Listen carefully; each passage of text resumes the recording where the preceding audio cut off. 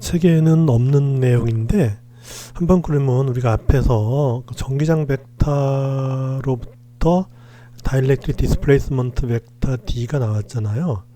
이렇게 나왔을 때 한번 다이버전스 D가 어떻게 되는지 한번 구해보는 게 인터레스팅해요. 그래서 뭐 예를 들어서 우리가 뭐 어떤 임의의 어떤 D라는 벡터가 있는데 이것이 예를 들어서 뭐 A의 I라는 벡터다. 그다음 이건 쉽죠. 다이버전스 D 하면 어떻게 되죠? 이게 3A 이렇게 되죠. 그죠? 그렇게 해서 하여튼 이거는 그냥 R의 비례하는 이걸 다시 쓰면은 이거는 A, R의 R방향의 단위 벡터 이렇게 쓸 수 있는 거니까 이 단위 벡터는 똑같죠.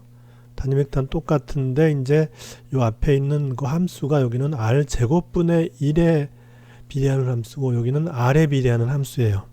그랬을 때 이제 이 경우는 쉽게 이렇게 나왔지만 이 경우는 조금 계산을 해야 돼요. 그래서 이제 요 함수일 때 한번 다이버전스를 한번 계산해 보자는 거예요. 그래서 해보면 이제 이렇게 되고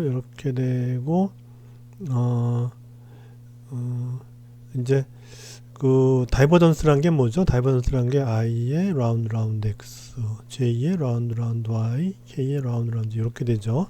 그다음에 다트의 4파이분의 Q의 R제곱이에요. R제곱이라고 하는 거는 우리가 카테이션 코오디네이트에서 X제곱 더하기 Y제곱 더하기 Z제곱이죠.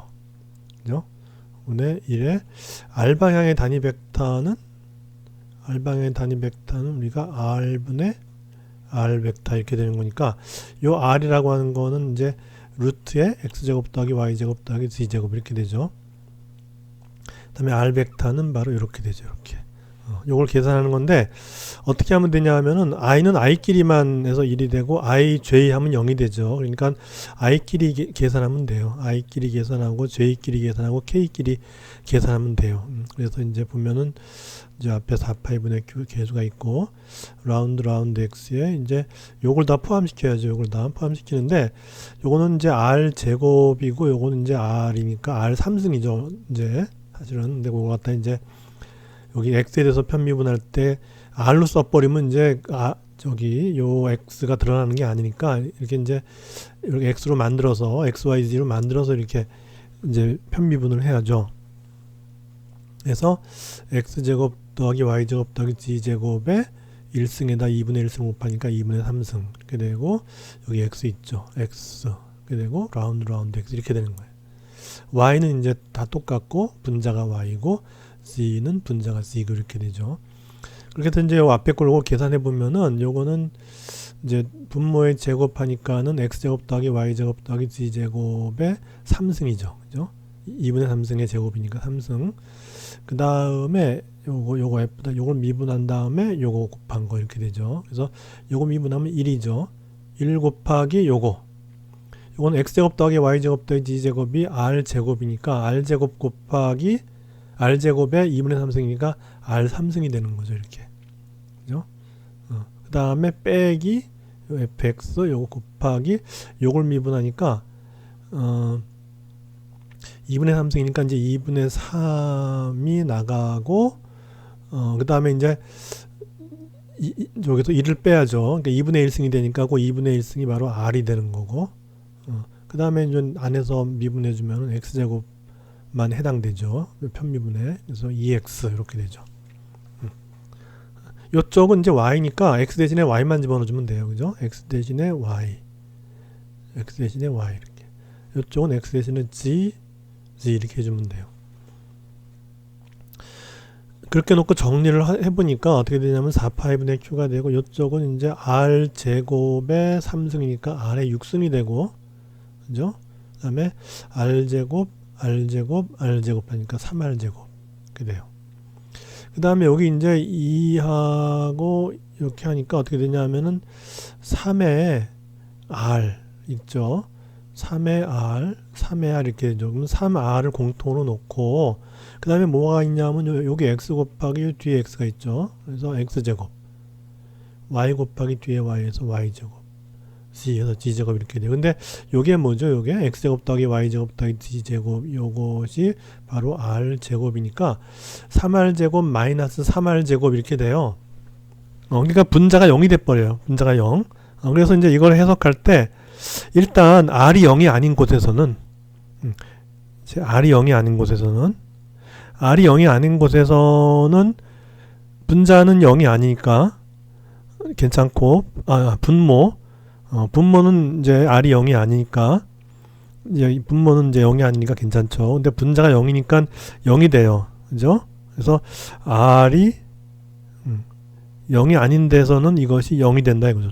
그대로 이제 되는데 근데 R이 0이 되면 어떻게 될까요? 이를 구해서 R이 0이 되면은 분자는 0이지만은 분모도 0이 돼버려요. 그죠? R이 0이니까 0분의 0이잖아요. 그러면 이제 R이 0이 돼버리면 이거는 분자 분모가 모두 0이니까 이걸 뭐라 그러죠? 부정이라 그러죠. 부정. 우리가 긍정 부정할 때 그 뭐 네거티브 할 때 그 부정이 아니라 여기서의 부정은 정해지지 못한다 그런 거죠.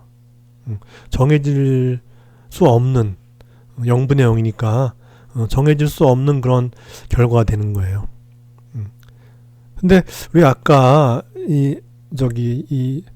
요 차지 Q가 있는 것이 R equal 0인 원점에 있었잖아요. 그죠? 차지가 이제 이렇게 있을 때 차지 Q가 이 원점에 있었어요.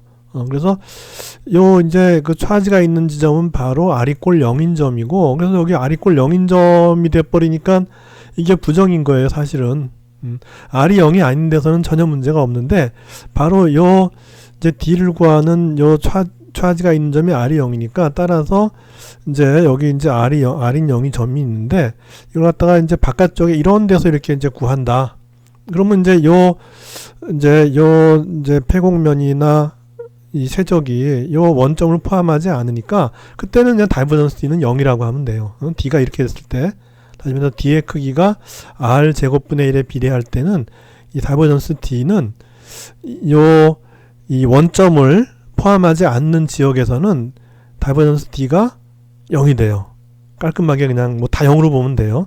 그런데 만약에 여기라면 여기를, 그러니까 원점을 포함하는 어떤 지역을 택해서 거기에 대한 폐곡면과 타우를 이렇게 잡았을 때, 그때는 이제는 이제 이 원점을 포함하잖아요. 그래서 부정의 경우가 생기는 거예요. 그러니까 부정은 정할 수가 없다는 거죠. 그러니까 우리는 이제 이걸 정해주는 이제 상황을 만드는 게 편하죠. 그래서 보면 우리가 적분할 때 이런 경우도 있지만은 이런 경우도 많아요. 그러니까 전하를 포함하는 경우가 많죠. 그래서 아까 전하를 포함할 때 아까 d.n의 d 시그마에서 전하를 포함할 때의 그 서피스에 대한 그 이제 d 벡터의 플럭스가 q가 됐잖아요. 이런 경우에 전하를 포함하는 전하가 여기 있는 경우, 그럴 경우에 이제 q가 됐고, 이런 경우는 0이 됐잖아요. 그죠? 그래서 이제 전하를 포함하는 경우에 이제 요게 q가 됐는데, 근데 다이버전스 d를 해버리니까 이게 부정인 거예요. 근데 우리가 다이버전스 시오렘에서 이것이 뭐가 되죠? 이와 같은 그 이제 벡터의 이 서피스 적분이 이 서피스 안에 가두어진 최적에 대해서 다이버전스 D의 D 타우 이렇게 한 거잖아요. 그런데 문제가 이와 같이 이제 전하를 안에 품고 있는 경우에 이 서피스 적분은 Q가 되는 것이 확실히 이제 알고 있는데, 근데 최적 적분을 하려 그러니까는 다이버전스 D가 부정이네. 이게 정해지지 않은 거예요. 그러면은 우리가 정할 수가 있는데 어떻게 정하냐 하면은, 우리가 다이버전스 시오렘에 따르면은 이거와 이거는 같잖아요. 그죠? 이제 저기 폐곡면에 대한 그 표면에서의 플럭스는 폐곡면 내에 있는 볼륨에 대한 다이버전스의 이 최적 적분이다. 이걸 알고 있으니까는 결국 이제 이적분을 해도 Q가 나오면 되는 거예요. 그쵸? 이적분을 했을 때 Q가 나오면 되는데, 문제는 요것이 지금 부정이라는 거예요. 정해지지 않은 거예요. 그러면 이제 우리가 정해주면 돼요. 어떻게 정해주면 되냐 하면은 이렇게 정해주면 돼요. 그래서 요런 함수가 지금 우리는 아직 안 배웠긴 한데 요게 어디 나오냐면 일단 8장은 수리물리 1에 해당해요. 그래서 8장에서 한번 보고 그리고 실제로 이제 요와 같은 폼 이런 폼은 13장에 가면 볼 수 있어요. 그러니까 요거는 이제 2학기예요. 그래서 하여튼 그렇더라도 하여튼 이거 하는 김에 다이버전스 D의 이 R 이꼴 제로에서의 그 부정이 되는 그런 현상을 우리가 이 다이버전스 티오렘을 통해서 이 값을 정해주자는 거죠. 다이버전스 D의 값을 부정인 거를 결정해주자는 거예요. 그래서 어떻게 결정해주면 되냐면 다이버전스 D는 Q 곱하기 디렉 델타 함수 R인데 요거의 성질은 뭐냐 하면은 디렉 델타 함수는 그 최적에 대해서 적분할 경우에 이 최적이 요 R이니까 요 R은 이제 요거 안에가 제로가 되는 걸 생각하는 거예요. 그래서 R이 제로가 되는 거는 원점이니까 그래서 이 최적이 원점을 포함하는 그런 이제 최적에 대한 적분일 경우에는 이 결과는 1이 되고 만약에 이 최적이 원점을 포함하지 않는 그러니까 다시 말해서 이거의 경우는 요 인테그랄이 1이 되는 거고 이와 같이 최적이 원점을 포함하지 않는 이런 경우에는 0이 돼버리는 거예요. 그게 바로 이제 디렉 델타 함수의 특성이에요. 그렇게 되면은 이제 다이버전스 D 대신에 우리가 요거 대신에 이제 Q 델타 R을 집어넣게 되면은 그러면 이제 어떻게 돼요? Q는 이제 앞으로 나가고 델타 R의 최적 적분인데 요 이제 최적이 바로 이 원점을 포함하는 거기 때문에 이 적분이 1이 돼버려요. 그죠? 그래서 1 곱하기 Q 하니까 Q 이렇게 되잖아요. 돼서 다이버전스 티오렘을 이용해서 우리가 이 R 이꼴 제로에서 부정이 되는 요런 함수 R제곱분의 1이 되는 요런 벡터 함수에 대한 다이버전스의 값을 갖다가 우리가 요렇게 결정해 줄 수가 있다. 그런 거죠. 매우 중요해요. 이거는 우리 뭐 전자기학 이런 데서 매우 중요한 어떤 그런 부분이라서 한번 여기서 짚고 넘어가는 게 나을 것 같아서 이제 이 책 부분에는 안 나오지만은 그래도 짚고 넘어가는 것이 낫다고 판단을 해서 그렇게 했어요.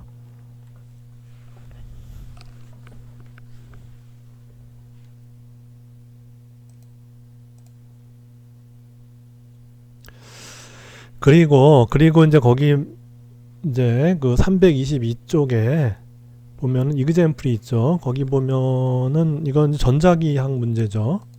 그래서 이제 뭐 잘 알 거라고 생각을 하는데 어떤 콘덕터가 이렇게 있어요. 그리고 이제 요게 콘덕팅 플레이트예요. 그렇게 되면은 여기에 전하를 주면 어떻게 되죠? 이 전하는 표면에만 분포하죠. 표면에만 이렇게 표면에만 이렇게 여기도 표면에만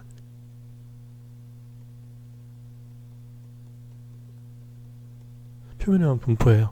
그럴 때 이 플레이트의 just above 그러니까 바로 위에서의 전기장이 어떻게 되냐는 거죠. 여기 바로 요 플레이트에 가까운 그런 어떤 한 점이 있을 때 그 점에서의 전기장 벡터가 어떻게 되냐는 거예요. 전기장 벡터가 어떻게 되냐는 거예요. 그걸 갖다가 우리가 이제 요런 우리가 앞에서 가우스 법칙이라고 했죠. 가우스 법칙을 이용해서 전기장 벡터의 크기와 방향을 구해보는 거예요. 그럴 때 이제 우리가 요 폐곡면을 어떻게 잡냐 하면은 여기 이제 이렇게 잡으면 되죠. 폐곡면을 갖다가 이렇게. 그리고 이게 플레이트이기 때문에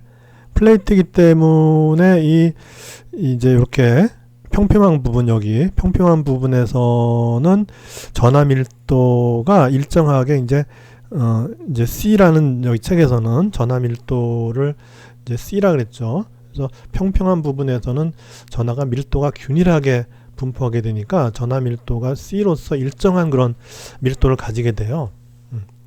그리고 이것이 좀 넓은 플레이트라면은 결국 이제 요 지점에서의 전기장 벡터는 이 이 플레이트에 수직하게 돼요. 그래서 여기서의 그 전기장 벡터는 다시 말해서 요렇게 이제 요 폐곡면을 갖다가 여기 네모라서 폐곡선이 아니고 이건 입체예요. 입체.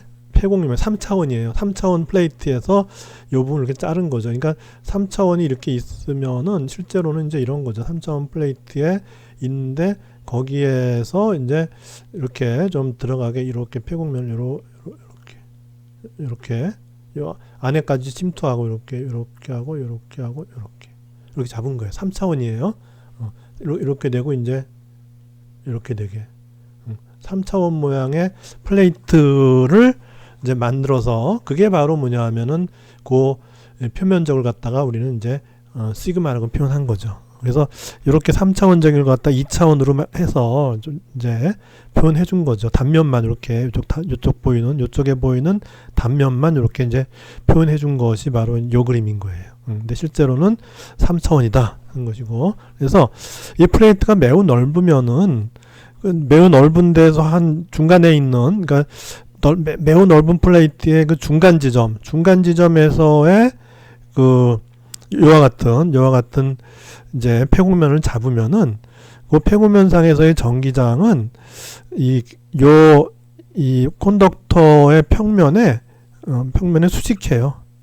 평면에 수직한 방향으로 이렇게 돼요. 그리고 요 폐곡면을 나타내는 요 육면체도 요 플레이트에 이제 평행이 되게, 그러니까 요 육면체의 그 윗면의 그 방향이 요 플레이트의 방향과 평행하게 그렇게 만들어주는 거죠. 여기 그 그림에 보면 그걸 의미하는 거예요. 지금 여기선 그림을 잘못 그려서 그런데 요게 다 이제 여간에 하여튼 요거하고 요거는 평행한 거예요. 그래서 요 윗면에서의 그 여기 전기장 벡터, 윗면에 있는 한 점에서의 전기장 벡터는 바로 이 플레이트에 수직해요. 왜냐하면 요 폐곡면과 요 플레이트 면이 평행하도록 만들었으니까. 그래서 이제 요 전기장 벡터는 바로 요 플레이트의 면에도 수직하고, 또한 요 이제 폐곡면의 이 윗면 플레이트 여기에도 이제 수직한 거죠. 이제 그렇게 만들어 놓은 거예요. 그렇게 만들어 놓고 이제 이걸 계산하는 거죠. 이걸 계산해 보는 거예요. 계산해 보는데, 일단 요 윗면에 대해서 계산하면은 바로 이면이죠. 이면에 대해서 계산하면은 여기 이제 2가 되고, 그러니까 첫 번째는 이 어퍼 서피스라는 게 바로 여기에요. 여기 어퍼 서피스는 다 여기에요. 그렇게 된 거예요. 윗면. 그다음에 로어 서피스는 요 아랫면이에요. 그렇게 된 거예요. 그래서 어퍼 서피스는 요 윗면에 대해서 이제 요 플럭스, 일렉트릭 필드의 플럭스를 계산해 보면은, 여기서 이제 윗면은 여기 윗면에 면적소가 있겠죠. 그죠? 면적소, D 시그마가 있을 것이고, 여기서는 이제 2차원으로 이제 투영했으니까 여기서 좀 잘라가지고서 여기서 이제 좀 이렇게 잘라서 여기 자른 요 부분을 갖다가 이제 D 시그마라 그러면 되죠. 그러면 이제 D 시그마 곱하기 그 면의 노멀한 벡터니까, 그러면 이제 D 시그마의 노멀한 벡터는 바로 이렇게 되니까, 따라서 전기장 벡터와 평행하게 되죠. 그죠? 그래서 이제 요 폐곡면의 그 윗면이 요 플레이트의 면과 평행하게 이렇게 만들어 놓으면은, 그러면은 이 전기장 벡터와 요 윗면의 그 노멀 벡터하고는 서로 평행해요. 그죠? 우리가 이와 같은 요 폐곡면은 우리가 임의로 잡을 수가 있으니까 어떻게라도 하여튼 우리한테 편하게 잡으면 돼요. 그래서 그렇게 잡아서 E가 N에 편하게 잡았기 때문에, E가 N과 평행하게 잡았기 때문에 E.N이라고 하는 거는 이거는 그냥 E가 돼버리죠. E의 크기 곱하기 N의 크기니까. 그죠? 평행하니까 그냥 2가 돼버려요. 2가 되고, 그리고 이제 여기서 이것이 플레이트가 넓으면은 이 중심 근처에서는 여기 전기장이 이제 예를 들어 100이다. 그러면 바로 옆에 점의 전기장도 거의 차이가 없어요. 그래서 이것이 무한히 넓으면 어떻게 되죠? 무한히 넓으면 플레이트 위에 어느 지점에서나 다 전기장은 똑같죠. 그죠?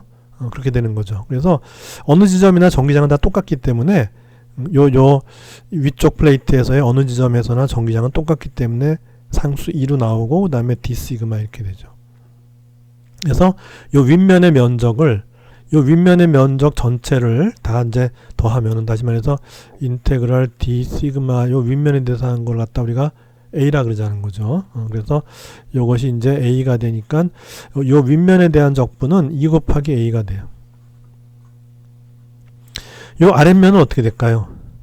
요 아랫면은 윗면처럼 까다롭게 윗면의 요 평면은 요 플레이트의 평면과 평행해야 된다 이렇게 이제 까다롭게 잡았는데, 이 아래쪽에서는 그럴 필요 없어요. 왜냐하면 이 콘덕터 내부에서는 전기장이 0이 돼버리죠. 그죠? 전기장이 0이 돼버리기 때문에 이 아랫면, 즉 윗면에 대항하는 요 아랫면에 대한 요 서피스 적분은 0이 돼버려요. 그 다음에 옆면 어떻게 될까요? 옆면 어떻게 되냐면 전기장은 이 방향인데, 여기서 전기장은 지금 옆면에서 요 면을 봅시다. 요 면에서는 이제 전기장은 다 위로 향하니까 이렇게 되죠. 이렇게 전기장 벡터가 향하는데, 면적 벡터가 어떻게 되죠? 요 옆면에 수직해야 되니까 이렇게 되잖아요. 그죠? 이게 d 시그마라서 이 벡터와 d 시그마가 서로 수직하게 되죠. 그죠? 그래서 사이드면에서는 4개의 사이드면에서는 이 벡터와 d 시그마 벡터, d 시그마 곱하기 n이죠. n. 그러니까 이제 저기 n 벡터를 말하는 거죠. 요 면에 수직한 벡터 n 벡터를 말하는 거죠. 그래서 이 벡터하고 요 d 시그마의 그 노멀한 벡터, 즉 n 벡터가, 그러니까 이 벡터하고 요 d 시그마 면적의 이제 노멀한 그 n 벡터는 서로 수직해요. 옆면에서는. 그렇기 때문에 요 4개의 옆면에 대해서는 다 0이 돼요. 그러니까 결국은 이제 요 4개의 옆면과 요 콘덕터 안으로 들어간 요 밑면에 대한 그 이제 일렉트릭 필드의 플럭스는 다 0이 돼 버리고 결국 요 윗면에 대한 것만 남죠. 그죠? 그래서 결국은 이제 요 전체 그 폐곡면에 대한 적분은 결국은 그 윗면에 대한 적분이 되죠. 윗면에 대한 적분, 이게 되죠. 그래서 전체 폐곡면에 대한 적분은 윗면이 2a가 나오고 나머지 5개면 다 0이 나와버리니까 결국 적분 결과는 2a가 돼요. 이렇게 되고, 그리고 이제 그렇게 했을 때 우리가 결과를 알고 있죠. 그 결과, 요 폐곡면에 대한 면적 적분은 요 폐곡면이 둘러싸고 있는 총 전하량 나누기 엡실론 제로잖아요. 그죠? 그래서 요 폐곡면에 대한 이제 이 서피스 인테그랄은 결국은 그 결과는 우리가 가우스 법칙으로부터 엡실론 제로분의 요 폐곡면에 둘러싸인 전하량이죠.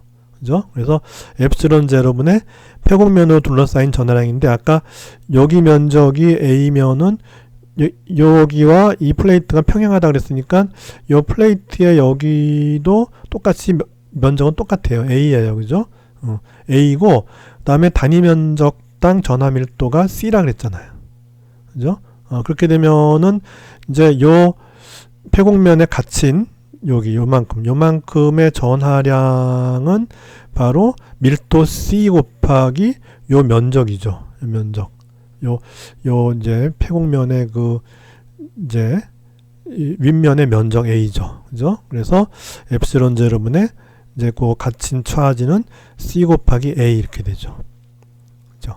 밀도 곱하기 면적 하면 이제 갇힌 전하량이 나오니까 그렇게 되죠. 그래서 이제 이것으로부터 이제 A 상쇄하니까 전기장의 세기는 엡실론 제로분의 C 이렇게 되고, 방향은 어떻게 된다?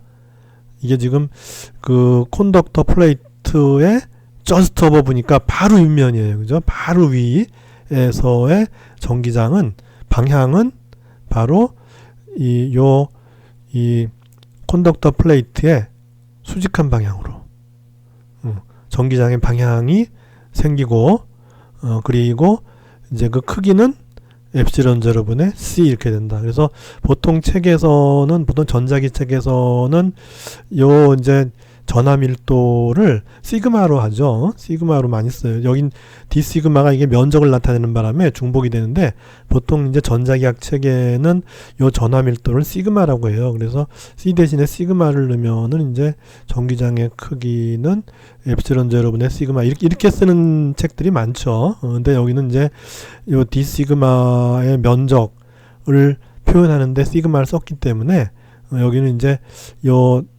전하 밀도를 갖다 C로 써서 이렇게 이제 엡실론 제로분의 C 이렇게 이제 나타내지게 된 거죠. 그래서 하여튼 이 전자기에 관련되는 그런 문제가 이제 이와 같은 이제 플럭스 계산하는 이제 그런 문제와 연관되는 그런 경우가 꽤 있어서 이런 거는 좀 알아놓으면은 나쁠 거 없죠.